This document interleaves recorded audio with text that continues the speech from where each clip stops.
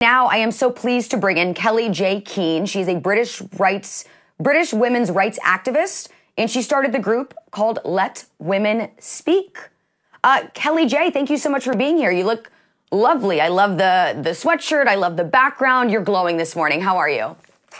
Yeah, I'm great. Thanks so much for having me. Okay, so in a time when real women need more support than ever, you called 2023 Year of the TERF. So first of all, explain to everybody who's not aware and it's on your sweatshirt, what TERF means and why 2023 is the year of the TERF. Well, TERF sort of started off as an acronym of trans exclusionary radical feminist, but I'm not a radical feminist in any way, shape or form. I'm not a feminist. I'm a women's rights campaigner. But TERF has since become the sort of the witch or the variety of slurs that we now get called. And so I thought, well, we might as well just embrace it. And the year of the TERF just means that women have frankly had enough. And more women than ever, I've been doing this since 2016, but more women than ever are beginning to speak out, that come to sort of the events that I do globally, which is called Let Women Speak, where we create a space in which women feel that they can talk about transgender issues, but also the wider issue of this destruction of everything we know to be true, which transgenderism, I think, is the most blatant and terrible lie, which is that we can change sex when we absolutely can't. Yeah, you know, it's really quite bizarre where we found ourselves as women. What turned into, was meant to be a movement to promote inclusivity has really turned into a movement that really promotes exclusivity. I actually was called a TERF a couple of weeks ago when I was posting something on Instagram, and I had no idea what it meant, so I had to go look it up, and I was like, okay, you all have lost your minds. And not to mention, just yesterday, I posted a video of a biological man who was complaining about having period cramps while visiting Disney World. And I mean, this mental illness, this social contagion has just gotten so bizarre and so insane. Where have you seen things pivot in the past few years that you really have become an activist in this landscape? I mean, I think, what was the year that you really started getting involved? When did you begin Let Women Speak? Well, I first got notoriety, if you will, in 2017, 2018, because I was interviewed under caution, which means by the British police, which means I have to attend a police interview on the basis that I said it was wrong to take a child to Thailand, a boy, to castrate him on his 16th birthday. And I'm very sad to say that whilst we don't do that in this country, you do it in yours quite frequently. You surgically mutilate children under the guise of gender affirmation, which in itself is just a mutilating cult for children. And you also issue puberty blockers and cross-sex hormones at an alarming rate. I mean, it's just everywhere in the United States of America. Like I said, I think it helps that we have the National Health Service, which means we're a little more strapped for cash. So there's not so much money to be made from mutilating kids. But, I think that the pivoting things for us over here is whilst some of our sort of conservative politicians are beginning to speak out, they've governed this country over the last sort of over a decade, and they've done precious little to stop the magnification of this ideology in schools and on social media. So, we are now beginning to realize more than ever just how widespread all of our institutions are, whether it's the police, the judiciary, the education system, everywhere where you'd expect it to be really rigid and black and white thinking. It's actually completely vulnerable to the instructions of this cult. Do you think that there's going to be some type of, a climax to the movement? Like, what needs to happen for things to start going back to the way they used to be? Like, does it need to be something so egregious that no one can ignore it at that point? Or what do you see happening? Where does this trend take us?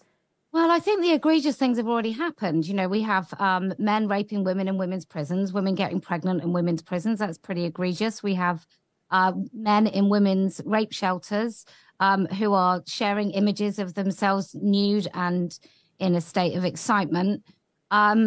We have children being mutilated at the hands of this cult.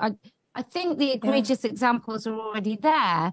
I think what's going to change. So over in this country, we've had numerous court cases. We've had what's called a judicial review, where you go and take it through the legal system to try and change how things work.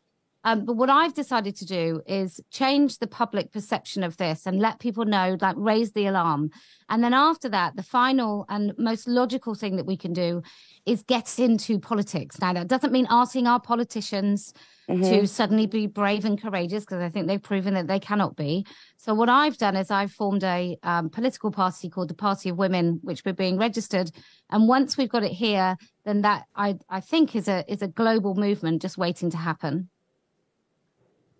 Yeah, and you're right. When I was, when you I guess, push back against the egregious things already happening, and you're so right. We see horrible things happening every single day, multiple instances of them, but it alarms me because in my mind, if people aren't paying attention right now when these horrible things are happening and we have evidence of them happening, what more needs to happen? And that's kind of like where my brain goes, because I know what's happening. I'm very well aware, but there's so many people out there who are, I guess, maybe they're just in denial. Maybe they just don't want to believe it, or maybe they themselves have already been brainwashed. But you are definitely doing your part, as mentioned, on your sweatshirt. You also have a hat that we've seen several very prominent conservative figures wearing lately that says, it's a spinoff of the MAGA theme, Make America Female Again, which I love.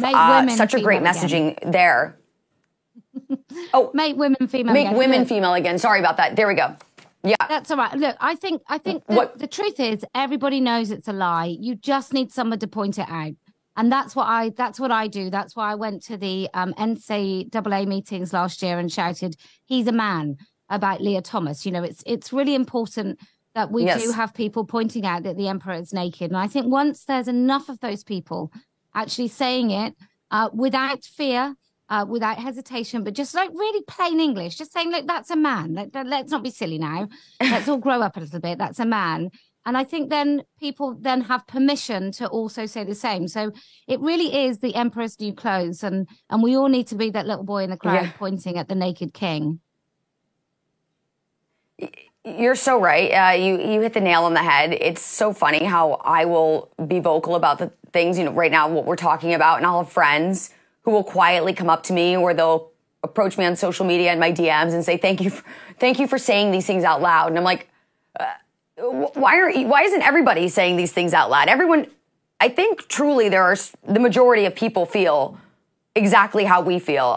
It's just sad that no one is comfortable to come out and say it, because then, of course, they're deemed hateful or bigoted or transphobic.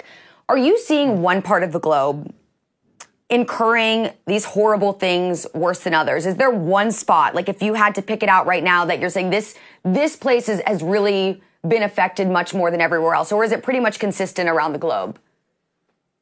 Unfortunately, your country is really one of the worst. You have an industrial scale so-called gender affirming, like mutilating kids, the cult of this. You have enough clinicians and medics in your country to take your whole country to hell. I mean, it's absolutely staggering. When I came to America, I did my first little bit of lobbying back in 2019. I met a nurse who, on a daily basis, there was at least 6 teenage girls having their breasts removed in one hospital. And so I think, I'd love to say that your country isn't the worst, because I absolutely adore the United States of America. But I mean, you've got sanctuary states like California where they just invite kids to go and get, various surgeries. It's absolutely staggering. And I think maybe that is because there's so much money to be made. And you do really have a lot of people out there. Obviously, in Iran, you have a lot of homophobia, so that a lot of men transition or have mutilating surgeries to pretend to be women, because homosexuality is a crime. And I think there is an underbelly of homophobia. But when we talk about what we really have to keep reminding ourselves, and we used to know this. I mean, I'm probably a catastrophic number of years older than you. But I remember when men wearing women's clothes were called transvestites, and we knew that they were fetishists. And we've now got to the point where it's kind of, we don't say it. And I think it's rather kind to say mental illness. And clearly there's a little bit of that But most of these men are not driven by a mental illness. They're driven by fetish and personality disorders. And I think we need to acknowledge that. It's an uncomfortable truth, but it is nevertheless, it is the truth. Yeah, absolutely. And, you know, you talk about coming to different parts of the world to spread your message, which is so appreciated. Lately, what kind of reception have you been getting? Well, I nearly got crushed to death in New Zealand. So that was like the highlight of March, the highlight of 2023. But, you know, in the United States of America, I came last year. What happened? Can you talk about exactly what happened in that incident? Yeah, sure. So I went along. I mean, New Zealand is, New Zealand is up there with California, I guess. And the government and the police and everyone are really on board with this. It feels very corrupt. It feels very like foreign and corrupt. But I arrived in that country. I was held in customs. I had threatening notes under my hotel door. And then I went to this meeting in a public park, which is what I do because we want everybody to be able to speak. And I went to this park and I was protested, and then we were set upon, and some older women were punched, and the police were nowhere to be seen. They were sort of on the outskirts of the mob. And then I had to go into police custody, and we don't have armed police over here. So being in armed custody is something that's like quite a serious matter. But I was in police custody until I left the country because my life was under threat. So, but, you know, I came to your beautiful country and I did a tour of sort of California, Chicago, Texas, New York, Philadelphia. And what I found really interesting is that you supposedly have a right to freedom of speech. You are allowed to speak in your country. It's a law that I don't believe is being very well upheld, but you don't have a right to be heard. So I could be with women who wanted to speak about the transitioning of their children or the capture of schools. Or I went to Loudoun County, for example, where there was a girl raped in school by a boy wearing girls' clothes. And you don't have the entitlement for people to stay away from your face and not scream and shout in your ears so that you can't be heard. And I'm really surprised that with something so incredible as a right to free speech that's, you know, actually in your constitution, that there aren't more people actually defending that.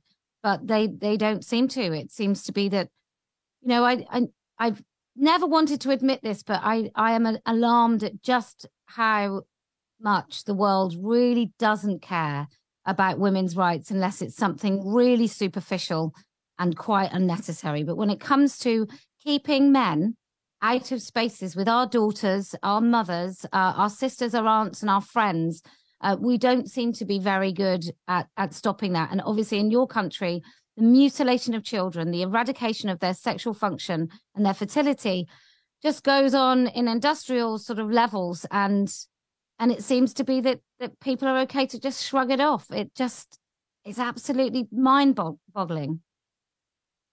Yeah, I think you are spot on. It's not just about, you know, they call it gender affirming. There's a lot of money to be made in this business. And I fear that in return for making all of this money, we are going to be left with a very broken generation. These younger children who are going to be forever ruined, their lives destroyed because either their parents were looking for a little bit of attention or they just didn't have enough sense to realize that they were really, truly destroying their kids. I can't wrap my head around it. I'm not a mother yet, but I know one day when I am, no way.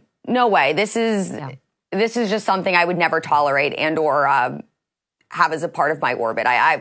It's a bit mind-boggling for me. But Kellie-Jay, I'm so thankful for you coming on. I'm so thankful for everything that you do. Please continue preaching the good word, fighting the good fight. I wish there were more people like you. I'm trying to do my part, but of course you have such a massive platform, and I'm so thankful that you're using it for the greater good. Oh, thank you so much. It was an absolute pleasure. Absolutely. Take care. Oh my goodness. You guys, when I hear these stories, I'm like, what world are we living in? What is going on in the world that people cannot come forward and just acknowledge that there are biological men who are pretending to be women, and that's all it is? they're not actually women. It is mind blowing.